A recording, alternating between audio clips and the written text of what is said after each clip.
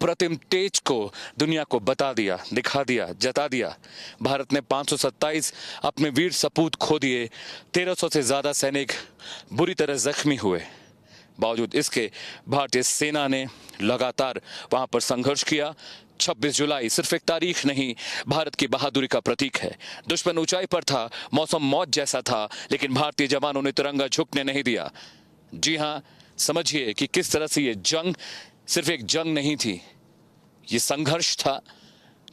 इस खतरनाक मौसम में लगातार लड़ने का ये संघर्ष था, लगातार इन दुर्गम पहाड़ियों में अपने आप को बचाकर रखने का।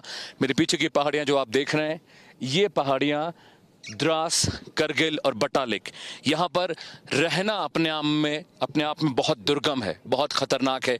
बावजूद इसके सैनिक यहाँ पर डटे रहे और ये लड़ाई 84 दिन चली। मई में शुरू हुई लड़ाई जुलाई में खत्म हुई और भारतीय सेना ने उन ऊंची पहाड़ियों पर तिरंगा लहरा कर ये बता दिया कि पाकिस्तान अपनी ही कमाकत से बाज आए, क्योंकि भारतीय सेना जानती है अपने इलाके, अपने क्षेत्र और अपने देश की सुरक्षा कैसे करनी है। कैमरा पर्सन दिनेश ठाकुर के साथ अमित सिंह, इंडिया न्यूज, करगिल।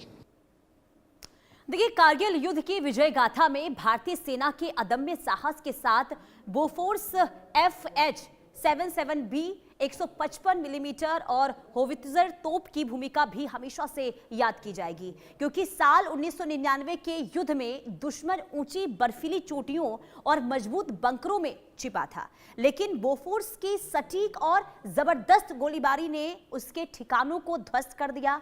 कठिन पहाड़ी इलाकों में इस तोप ने भारतीय सेना को निर्णायक बढ़त दिलाई और ऑपरेशन विजय की सफलता में अहम योगदान दिया। इंडिया न्यूज की आपको खास रिपोर्ट दिखाते हैं। इस वक्त मैं करगिल वॉर मेमोरियल पर हूं और मेरे ठीक पीछे जो आप इस गन को देख रहे हैं, ये बोफोर्स गन है। ये वही गन है जिसने इन ऊंची पहाड़ियों पर जहां करगिल की जंग लड़ी गई, टाइगर हिल, राइनो और राइनो हॉर्न, इसके अलावा .5140 गन हिल जो था, इस बोफोर्स ने दुश्मन के छक्के छुड़ा दिए। इसकी रेंज की बात करें तो 35 किलोमीटर लंबी रेंज है और जब दुश्मन ऊपर से हमले कर रहा था तो बोफोर्स गन ने अपनी ताकत दिखाई, अपनी क्षमता दिखाई और इसने दुश्मन की चौकियों, उनकी आर्टिलरी सेंटर्स को तबाह और बर्बाद कर दिया। बोफोर्स गन की बदौलत ही भारत ने करगिल युद्ध के दौरान दुश्मन को सबसे ज्यादा नुकसान पहुंचाया। इस गन का नाम 155 mm फील्ड होवित्जर 77B2 है, जिसे हम बोफोर्स गन भी कहते हैं। जी हां, 80% से ज्यादा जो दुश्मनों की बर्बादी हुई करगिल जंग के दौरान इसी बोफोर्स गन ने की थी। और समझिए कि इस बोफोर्स गन की बदौलत ही हम करगिल की जंग को जीत पाने में मुमकिन हो पाया, संभव हो पाया। जी हां, अगर आप देखा जाए तो गैलेंट्री अवार्ड्स की यहां पर लिस्ट आपको दिखाई देगी।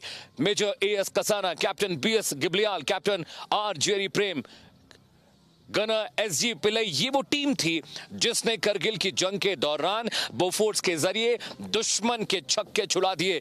ये गन सिर्फ एक गन नहीं है, ऊंची चोटियों पर, पहाड़ियों पर जहां दुश्मन छुपकर बैठा हुआ था, इस बोफोर्स गन ने दुश्मनों के छक्के छुड़ा दिए। और मैं आपको अगर इसकी बैरल के बारे में दिखाऊं, इसका रोटेटर्स दिखा पाऊं, मेरे कैमरा पर्सन आएंगे मेरे पास, मैं उनको दिखाऊंगा कि कहां से लोड किया जाता है। ये पीछे का जो पोर्शन देख रहे हैं, यहां से गोले लोड किए जाते थे और 15-20 सेकेंड लगता है एक राउंड फायर होने के बाद दूसरे राउंड को लोड करने में।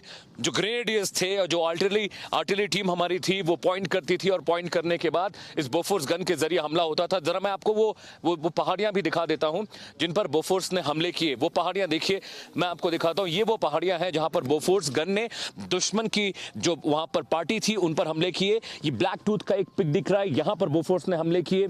गनील .5140 कहते हैं, हम है, ये तोलोलिंग है, जहां पर लगातार जो बोफोर्स गन है उसने हमले किए।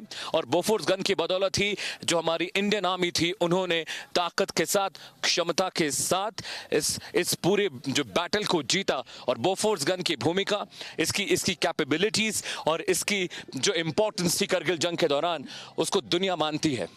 कैमरा पर्सन दिनेश ठाकुर के साथ अमित सिंह, इंडिया न्यूज, करगिल। तो फक्र महसूस करते हैं कि यहां पर मैं कुछ लोगों से भी बात करूंगा। सर, आप बात करेंगे क्या मुझसे 1 मिनट? क्या नाम है आपका सर? गुलाम मोहम्मद खान। आपकी फैमिली से कौन था आर्मी में जो शहीद हुए? वो मेरा भाई थे। क्या नाम था? नजीर अहमद खान। अच्छा, 12 जैक लेके थे। अच्छा, जैक लेके थे। क्या एज थी, क्या सिचुएशन थी जिस वक्त ये हुआ?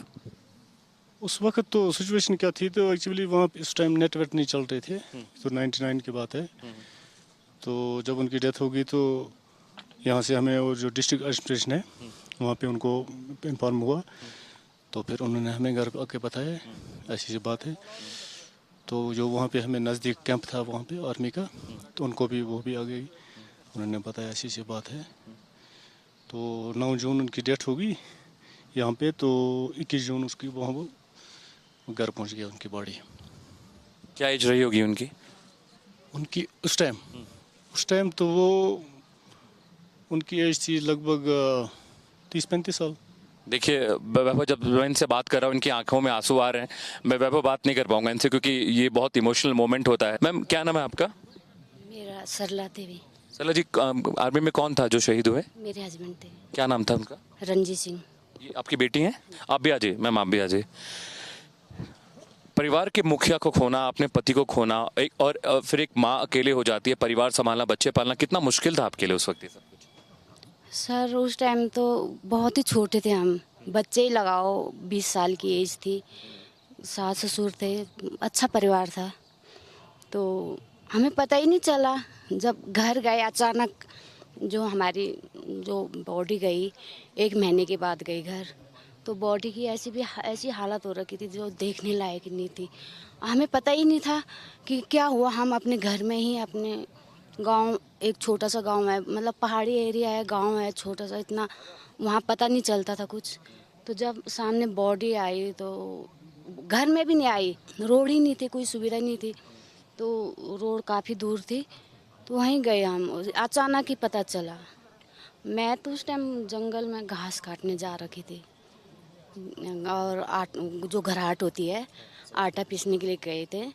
तो अचानक ही गांव वाले आए, तो मैं रास्ते में ही थी, मुझे कुछ पता नहीं चला कि क्या हुआ। फिर गांव वाले मेरे को रास्ते से ले गए, ऐसे हुआ। अब बहुत दुखदायी जीवन है। फिर आपकी उम्र सिर्फ 20 साल थी, यानी नई नई शादी आपकी हुई थी जब शहीद हुए आपके पति? शादी तो सर छोटे में हो गई थी, 15 साल में, 15 साल की एज में शादी हुई थी।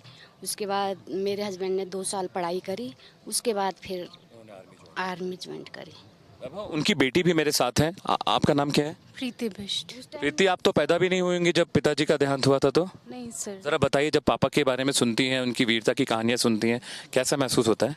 हमें तो बहुत गर्व है सारे सोल्जर्स पे, अपने पिताजी पे भी, और अच्छा लगता है जब हमें आर्मी बुलाती है ऐसे